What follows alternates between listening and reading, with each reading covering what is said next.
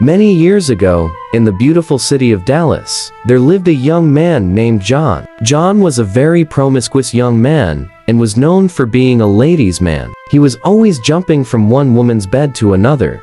However, his luck ran out when he impregnated two beautiful ladies at the same time. He impregnated a young lady named Emily and another young lady named Sarah. To worsen matters, Emily and friends before they both got impregnated by the same man. Sarah first moved into John's house with her pregnancy since her parents had chased her away from the house for getting pregnant out of wedlock. When Emily saw that Sarah had moved into John's house, she also packed her bags and moved into John's house as well. So John began living with two pregnant women at the same time, even though he was not married to either of them.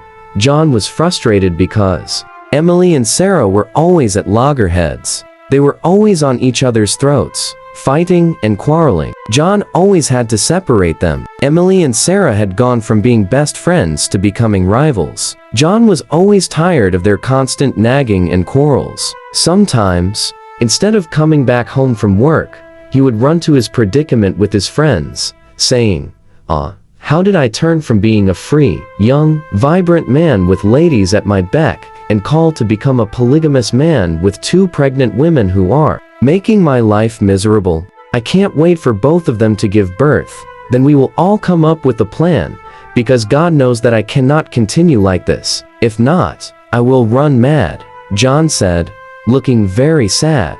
See this guy, when you were busy jumping from one woman's bed to another, what did you expect? You laid your bed, so by all means, please enjoy it, Chidi replied, while laughing and mocking his friend John.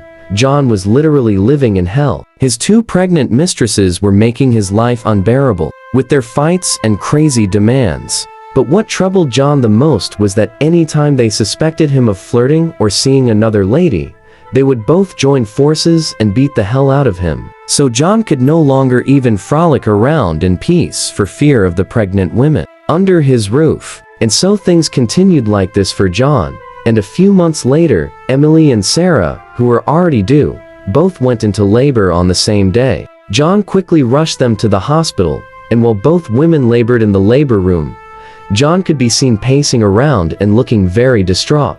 After several hours, the doctor came and informed John that his mistresses had both given birth to a beautiful girl each. John was so happy, though he secretly wished that one of them would have given him a son. So Emily and Sarah were both kept in the same room. They held their beautiful daughters, and were very happy, but still very jealous and furious with one another.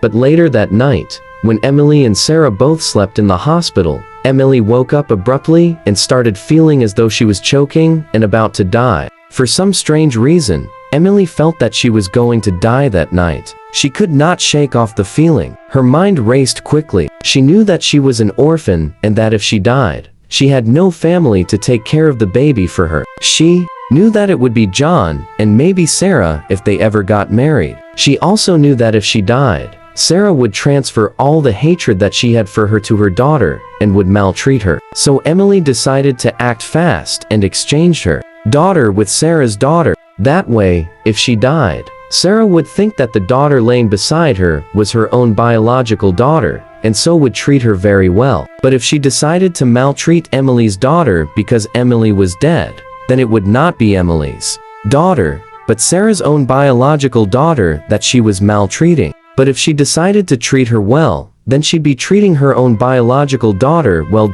So Emily struggled, and with the little strength that she had left, she stood up and swapped the babies. She carried her own baby and laid her beside Sarah's bed, and carried Sarah's own baby and laid her beside her own bed. Then Emily went back to sleep, saying in her mind that if she survived the night and woke up the following day, then she would swap the babies back. But the following morning, just as Emily had predicted, she never woke up. She just died peacefully in her sleep. When the nurse came the following morning to wake Emily up, she was not responding. Emily was dead. Sarah was so shocked. She stared at Emily's lifeless body and did not know when tears started streaming down her eyes. John was also very shocked that Emily, who was hale and hearty the night before, was now dead. That morning, John wept. He knew that Emily was an orphan, and that meant he was now responsible for her burial rites. He also knew that he now had to raise Emily's daughter all by himself. A few days later, John buried Emily, and by this time, Sarah had been discharged from the hospital with her baby, and Emily's baby as well. John knew that he could not raise Emily's daughter alone, and although he never planned on getting married to Sarah, he decided to marry her so that she could help take care of their daughter and Emily's daughter at the same time.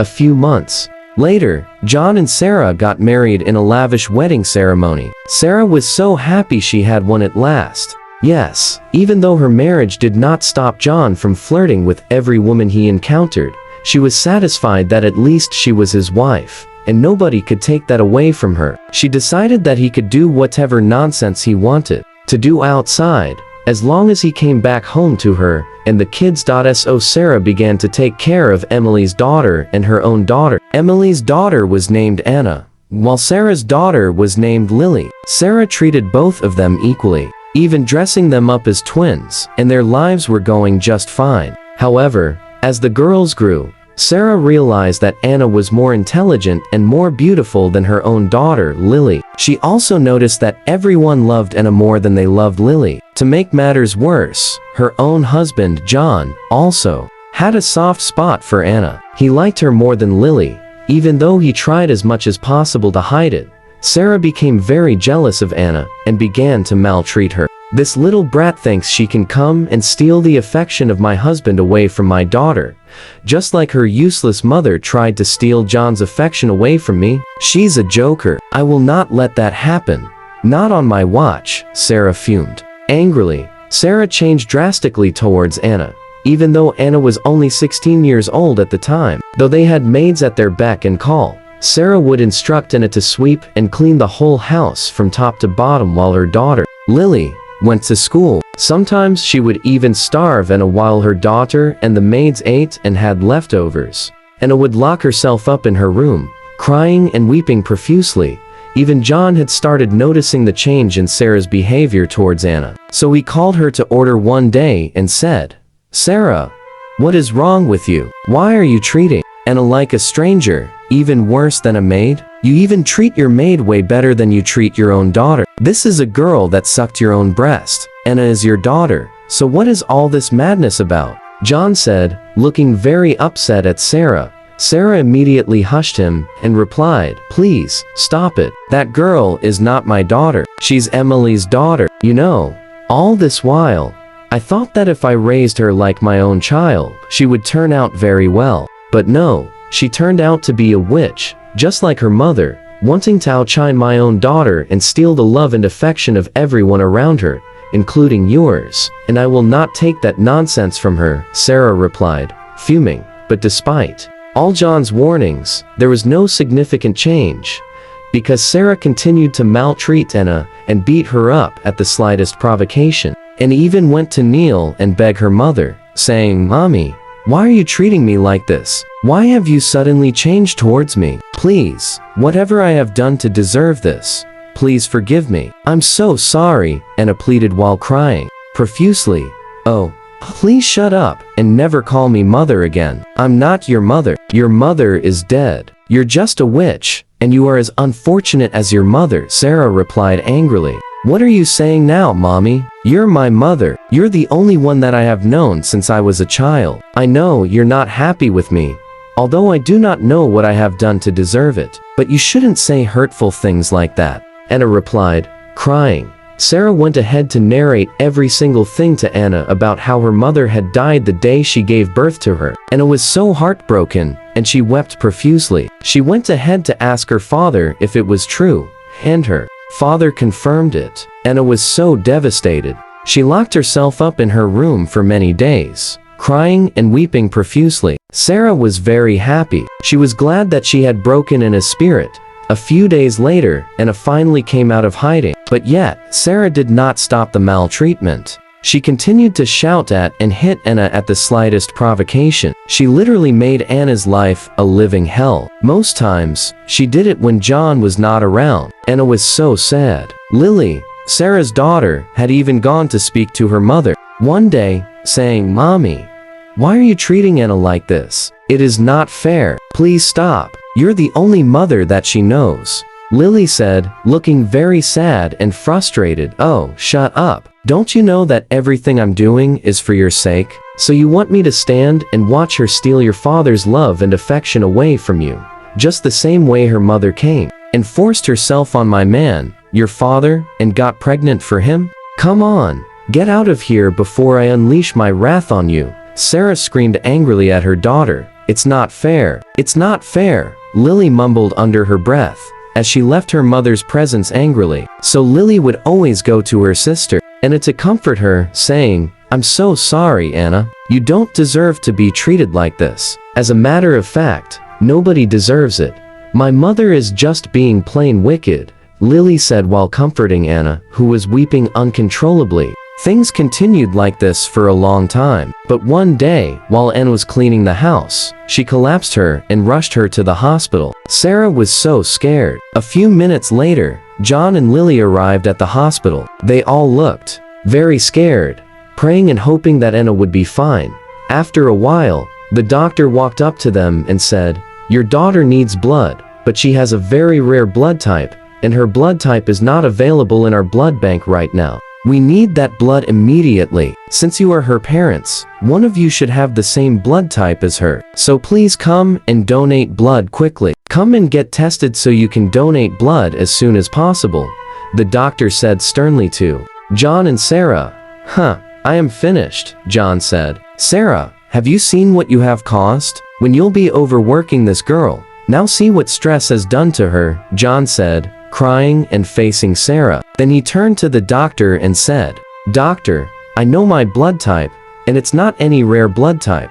It's the normal blood type. Her biological mother, whom she should. Doctor, can't you do anything? Can't you get blood from somewhere?" John said, crying and pleading with the doctor.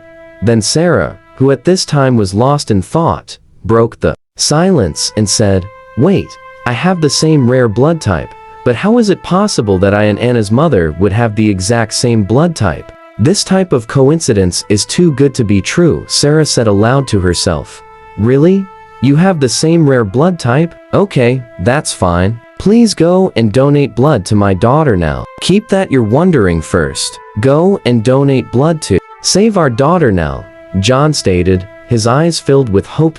So Sarah went ahead to donate blood to Anna, but she was still very bothered. So she told the doctor to run a DNA test. She wanted to know if she was truly Lily's mother. The doctor tested both Sarah and Anna against their mother Sarah. A few days later, Anna was discharged from the hospital, and they all went back home. Lily stayed by Anna's side every single time, just taking care of her and talking to her.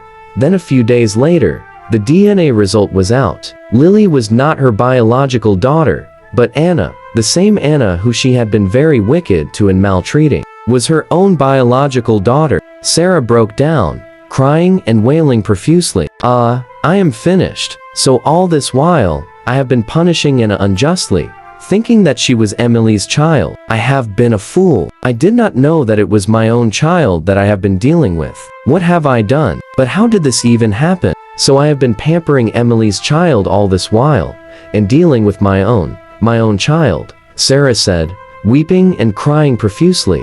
"Can you see what you have brought upon yourself? Can you see why it is good to be good regardless? You started off treating these girls very well, and then suddenly changed, because Anna, whom you thought was Emily's child, was more intelligent than Lily. Now see your life, John replied, as he walked out on Sarah. Sarah kept on crying and wailing profusely. She went on both knees to beg her daughter Anna, saying, "I am so sorry, Anna. Hey, Anna, please. My daughter am your mother. Please find a place in your heart to forgive me. I'm the one that gave birth to you. I carried you in my womb for 9 months. Please forgive me," Sarah said, weeping profusely. But Anna replied and said, "You are a very wicked woman. As a matter of fact, you are not my mother. I reject it in Jesus' name. My mother is dead. It is only because you found out that I am your biological daughter that you are now asking for forgiveness. You are not fit to be called a mother," Anna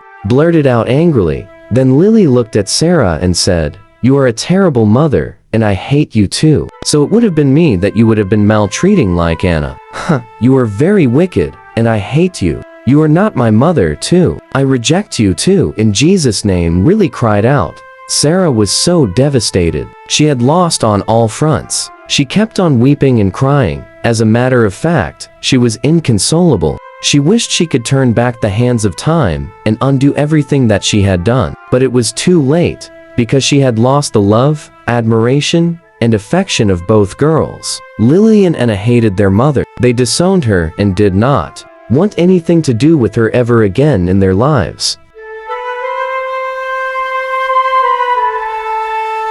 Hello dearest viewers, thank you so much for engaging on my video. Did you find this story interesting? If yes, comment below.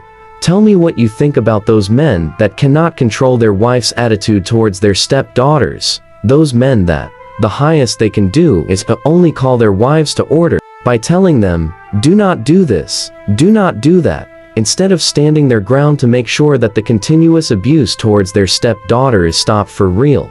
And also, to the woman who maltreated her own daughter thinking it was her co-wife's daughter, what do you think about her? Please guys comment in the comment section below. I will be reading your comments, and most importantly, turn on the notification bell so that when I post a new interesting story, you will be notified immediately and you will not miss any of my stories. Kindly support me by subscribing to my channel. Thank you and bye for now. See you in my next video. Bye.